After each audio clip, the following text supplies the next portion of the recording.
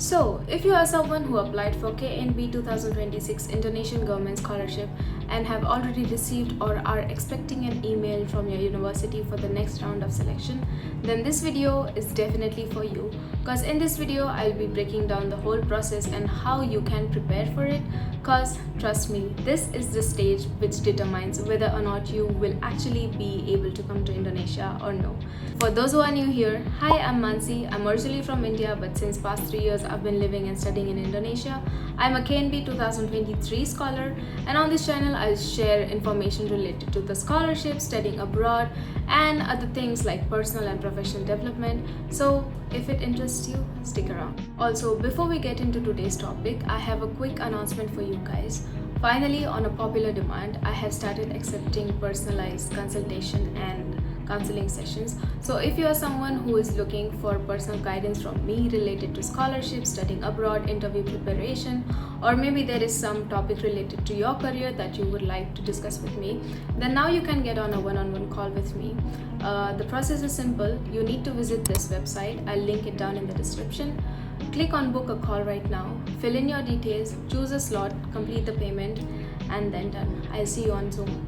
Coming back to the topic of KNB 2026 selection, then the first round results are already out. If you have been selected by the Dikti, now your applications are with the universities, and there are students who have already received an email from the university for their test and interview selection, but there are still universities who might still be in the process of doing the administrative selections. They might be going through your application, so please don't panic if you haven't received your email yet. Please wait, and meanwhile you can actually prepare through all these things that I'm telling you. Now, generally the university selection round is divided into 2 or 3 stages. It depends on your university. There are universities who might conduct aptitude test or an academic test plus a psychological test and an interview, but there are universities who might actually skip either the academic test or the psychological test and then conduct either one of these and the interview. Now, how are you going to find out which one your university follows? Then they'll definitely let you know in the emails that they send you. So you just need to be careful and check what tests your university is going to conduct. Talking about academic tests, then these are usually exams conducted based on your chosen major. And I want to repeat it again, not every university conducts an academic test. It depends on your major or your university whether or not they are going to conduct this test. And what you can expect in this stage is questions related to mathematics. I mean, if you have applied for engineering or a similar subject, you might expect questions related to mathematics, physics, chemistry. Let's say you applied for computer science. There might be universities who might ask you about basic coding, computer fundamentals and stuff.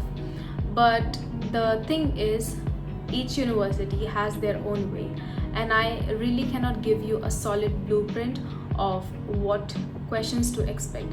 All I can give you is a general advice, like based on your major, depending on what your major uses, what knowledge your major uses, you just need to prepare things which you learned back in high school if you are applying for bachelor's, and if you're applying for master's, then try to revise things that you learned in your bachelor's degree so that you can actually be prepared for this particular academic test.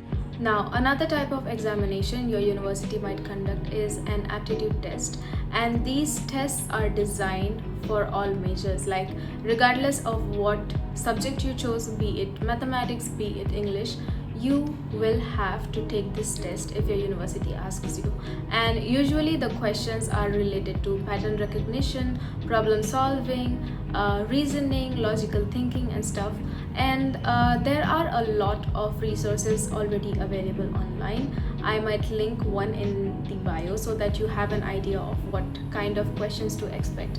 And my advice is the best way to score more in this kind of test is through practice. Let's say your exam is in 2 weeks or a week, then I'd suggest you solve at least 3 to 4 mock exams every day so that you get familiar with the type of questions. You need to set a timer, because obviously in an exam the time is limited, so try solving as many questions as possible in the limited time, and with more practice you will get better, and This way, it's gonna help you reach the next round. Now, the third type of examination that your university might conduct is a psychological test. And as the name suggests, this exam is designed to evaluate your personality, your mindset, your emotional readiness. Because believe me or not, living abroad or moving abroad as a scholarship student is not just about your academic capabilities, but universities, they also want students who are a good human, who are someone who is capable of adapting to a whole new environment.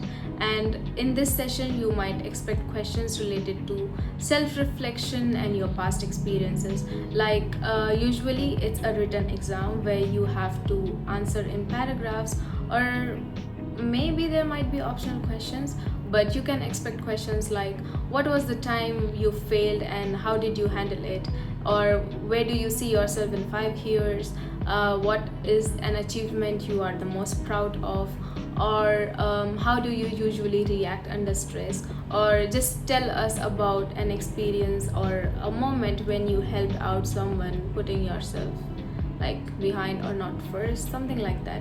So I want you to take your time answering this. Be honest, do not try to fake an answer, because these psychological tests, they are evaluated or they are read by actual psychologists. So if you are someone who is lying in the exam and you are trying to frame a perfect answer, then oh my god, you're gonna have a problem. And yeah, just be yourself, answer like you do, and you will be good to go. Now, talking about one of the most important parts of the selection process, the interview. And before I start telling you about how the process works, I just want to clarify that there are universities who might conduct all these exams and the interview on the same day, and there are universities who might actually dedicate different days and different time for each of the stage. There are universities who might actually evaluate your exams first, and if you passed in those, they invite you for the interview. Or there might be universities who might combine the scores and then select a participant to be awarded as a KNB scholar. Now, it completely depends on your university. I can just tell you what to expect.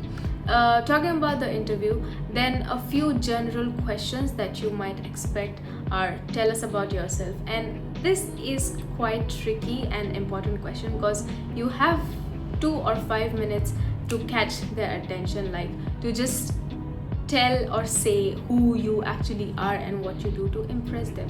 So please make sure you prepare properly for this.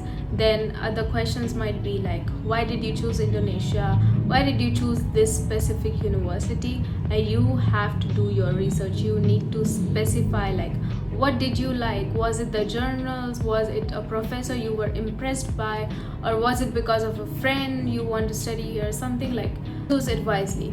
Then you might expect questions related to your major, like why did you choose this major? And how will you adapt to Indonesian culture? Have you ever studied abroad? Have you ever been to a foreign country? And do you have any problems related to adapting to like food or something? Then what are your future goals? Will you stay in Indonesia? And I'm telling you, as a KNB scholar, you are not supposed to stay in Indonesia. So I advise you avoid saying that you want to have your future in Indonesia, like you are planning to settle down, get married. Do not say that. Do not mention that. You will be disqualified. And then these are a few common questions that you have to answer. But apart from that, there are universities who might actually have a person or a professor from different majors. Like let's say you applied for computer engineering. There might be a stage during the interview when you are being interviewed and asked questions related to your major by your professor. Like let's say I am a computer science professor and you are an interviewee, and then I might ask you things related to the major, like what programming language have you learned? Is there any project you worked on? What makes you so interested in computer science and stuff? So please be prepared for both common questions and academic questions. The important thing about interviews is that it's not the answers or it's not the questions which make it difficult. These questions, they sound kind of simple, and if you are in your room right now and are just thinking about it, you might be like, well, these are pretty normal questions, I might just answer them just normally. But then when it comes to interview, there's pressure, there's time limit, there's nervousness.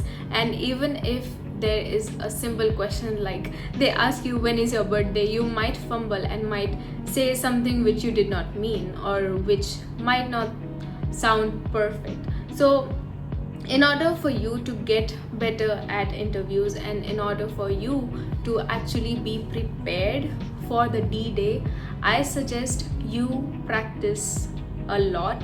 And by practice, I mean ask your friend to ask you questions related to your major, related to your personality, your past experiences. You might go to a teacher or someone who might actually create that environment for you to just be one-on-one on a call or on Zoom, and then ask the interviewer. You might have your teacher, your friend, any relative just sit in front of you, ask them, you pretend that you are an interviewer and are interviewing me. This way you will get used to it, and your brain will be like, oh, we have done this before. And if you want to get on a personal call with me in order to prepare for this interview, then you can do it through my website. You can book a consultation call with me, fill in your details, let me know what doubts you have, which university you applied to, what major you applied to.